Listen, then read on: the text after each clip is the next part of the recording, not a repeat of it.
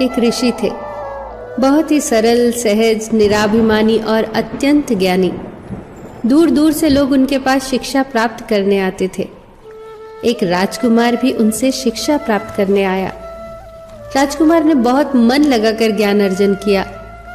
एक दिन ऋषि ने उस राजकुमार से कहा, जाओ वत्स, अब तुम्हारी शिक्षा पूर्ण हुई। अब इस शिक्षा का उपयोग करके तुम अपना और दूसरों का जीवन बेहतर बनाओ। राजकुमार ने जब उन्हें गुरु दक्षिणा देनी चाही तो गुरु ने कहा, अगर तुम मुझे गुरु दक्षिणा देना ही चाहते हो तो वह चीज लाओ जो पूर्णतः व्यर्थ हो। इस पर राजकुमार ने मन ही मन सोचा, गुरु अगर मांगते तो मैं उन्हें कुछ भी दे सकता था। ये गुरु ने क्या मांग लिया? ये तो बिल्कुल आसान चीज है भेंट में देने को। आसपास कितना कुछ व्यर्थ है, मैं तो कुछ भी गुरु को दे सकता हूँ। यह सोचकर उसने मिट्टी उठाने के लिए जैसे ही हाथ बढ़ाया तो मिट्टी बोल उठी, ठहर मनुष्य, यह क्या कर रहा है? तू मुझे व्यर्थ समझता है?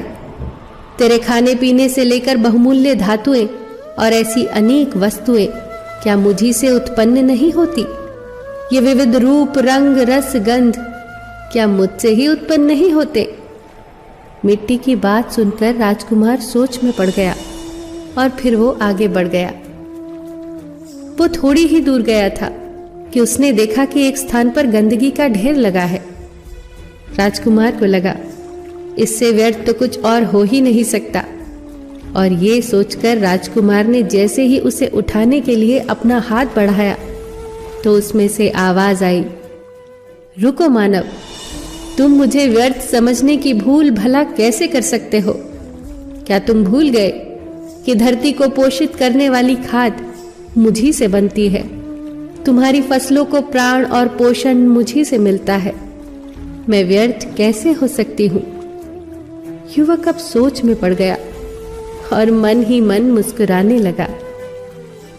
गुरु का दिया हुआ आखिरी सबक अब उसे समझ आ चुका था कि व्यर्थ और तुच्छ तो वह है जो दूसरों को व्यर्थ और तुच्छ समझता है, और वह अहंकार के सिवा और क्या हो सकता है।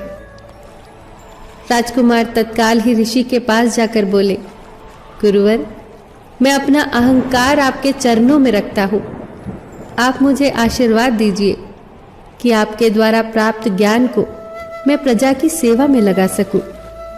गुरु बहुत प्रसन्न हुए क्योंकि उनके शिष्य की शिक्षा अब सही मायनों में सार्थक हो चुकी थी।